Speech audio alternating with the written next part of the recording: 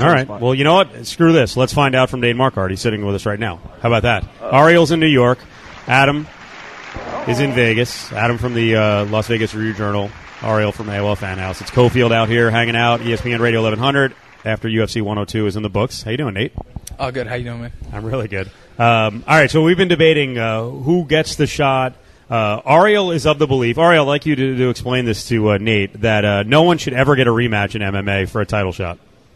I didn't say no one should ever. I said in Pretty a much. short amount of, in a short amount of time, let's just say in this particular case, 2 years, I believe that a fighter should win. I don't need examples in the past to make my argument. If they're the number 1 and 2 contenders behind Anderson Silva and the rest of the division is cleared out, then one or both deserve their rematch. To me, it makes more sense to match them up together because now you can say, okay, why isn't the other guy getting the shot? So you match them up together and you build it up a little more, and then come next year, like next March, let's say, then it makes more sense to me.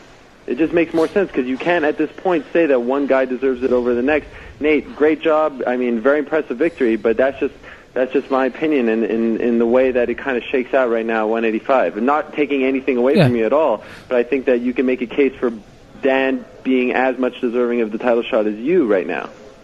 Yeah, thanks. I mean, honestly, I mean, you might be right. I think it's going to be, up to the UFC to kind of decide that. But definitely, that's one of the opinions that's going to, come out through the fans, and I'd be happy with that fight as well as a title shot. So for me, it really doesn't matter. I just want to make sure I have the right fight in front of me, and that it's a big fight, a top fighter.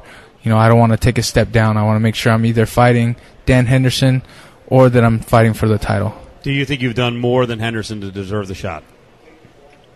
I don't know about that, to be honest. I don't. All I know is who he fought his last fight. But definitely, I think Mayo is definitely a tougher opponent than Bisping. But I mean, he did beat Franklin though. Henderson did beat Franklin. Oh, that's true. Yeah. So I mean, it's hard to say, but I was laughing. Does anyone like Bisping? I had heard at the Q&A the other day with Henderson, repeatedly fans were like, "Thank you for knocking out Michael Bisping." Why does that guy rub people the wrong way? I don't get it. Oh man, he's just cocky. He's kind of a crap talker, and I mean, he just talks so much crap, and he hasn't. I mean, as far as I know, he hasn't beat anybody. Any top fighter. So he talks a lot for not having such experience, and nobody likes a crap talker anyway. So all right, that's NATE MARQUARDT. Now you talked a little trash in the cage. You don't normally do that. What happened there? Well, I wasn't really talking crap. I'm just saying if you guys want to see someone with the abilities to get in the ring with Anderson, that's me, and that's what I said. I said if you want to see somebody that has the ability to kick Anderson's butt, then I'm your guy. So UFC 73, you think the biggest thing you didn't have then was a killer instinct and confidence? That was the biggest thing. I'm definitely a lot better technically, on my feet and on my wrestling. I'm quicker. I've got a strength coach now who's amazing. He's a world-class strength coach and my boxing trainer. And but I think the main difference in that fight is I'm a completely different fighter because of my mentality going into the fight. That's NATE MARQUARDT hanging out with us here in Portland. So after watching Forrest Griffin, you want to sit there and stand with Silva, or are you going to grapple with him, get him to the ground? Because I'm not saying that Forrest is a better striker than you. I don't know, but he didn't look very good. And I don't know if anyone wants to strike right now with Silva.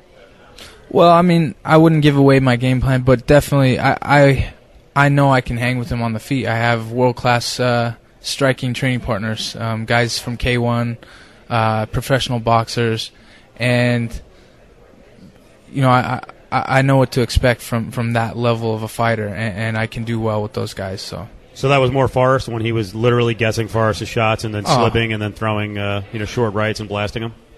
Forrest is a good fighter, and he's a good guy, but, man, he fought him like an amateur. He went in there and just rushed at him straight forward with his chin up in the air, throwing punches, just going straight forward. And, he went right into his power twice. I mean, the thing that got him knocked down in the first time, he tried it a second time, and that's what knocked him out. So were you surprised tonight the way Maia handled the fight in the early going? That he didn't just try to close space, get it to the cage, get some kind of clinch that he's going to sit there and try to kick with you? No, he does that in all his fights. He comes out and he throws hard punches or kicks to basically set up the takedown. So I wasn't surprised at all. I was actually, just ready for the takedown attempt after the strikes. But when he threw 2 kicks in a row, I was thinking, okay, if he throws a third one, I'm going to step in and counter it. Mm-hmm. So, what did he throw? Was that a knee? I don't know. What was that? No, he threw a left high kick. Oh, okay. That was a kick? All right. Yeah. I couldn't tell. Actually, I had flashback to Fedor Arlovsky. Oh, he kind of spun in the air the same way. Yeah, okay. That's when he throws his kick, he kind of raises up before he throws it, and that's kind of, I think, what launched him off the ground a little bit. All right. But, yeah. How hard was it to not come down with that right? Because you loaded up the right. We saw Henderson have trouble doing that, and then stupidly admitted or at least hinted that he threw an extra shot against Bisping. I mean, you were going for it, and then you kind of pulled back. Yeah, I mean, I was going for it because I didn't think he was out, and then my punch was loaded up. I even started my punch, and I was looking right at his eyes, and I realized he was completely out, and there's no reason to add insult to injury. So, did I misread the weigh-in? But did you get in his head a little bit at the weigh-in? Because you got it right up in his grill, and it looked like he got visibly pissed off. Yeah, exactly. I mean, I got real close to him, and then he kind of put his forehead on mine and pushed on me a little bit, and I pushed back. And then as soon as it was over, I got a smile on my face again. I shook his hand, and I could just tell he was pissed off. So I could tell I got in his head a little bit. NATE MARQUART's with us. It's Cofield hanging out here, ESPN Radio 1100. Ariel's back in New York. Adam is back in Vegas. I'll let you guys chime in here in a second. So how quick could you turn around if they needed you to fight someone, if it was Henderson in the main event, or maybe if they bumped you ahead to fight Silva? Because I think what they're looking at is potentially 3 cards in November. They may need a main event for UFC 105 in Manchester, and they're talking about either maybe a November 7th or a November 28th fight, whether it's to counter-program the Fedor card with Strikeforce, or if they can get something done on Network TV, maybe Thanksgiving weekend. Could you turn around that quickly?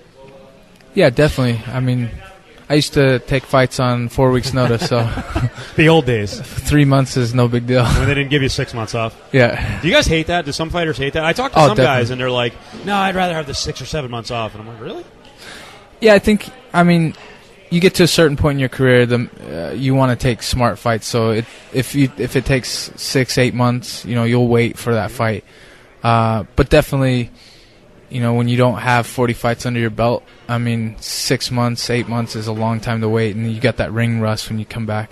Do you worry about some of the stuff that Silva said recently? That he actually suggested that you and Henderson match up, but he's starting to get to a point where he's talking about heavyweight. It's looking more and more like he wants to fight at 205. Do you worry about him almost kind of putting the middleweight division in a bad light? Saying he doesn't want to fight guys?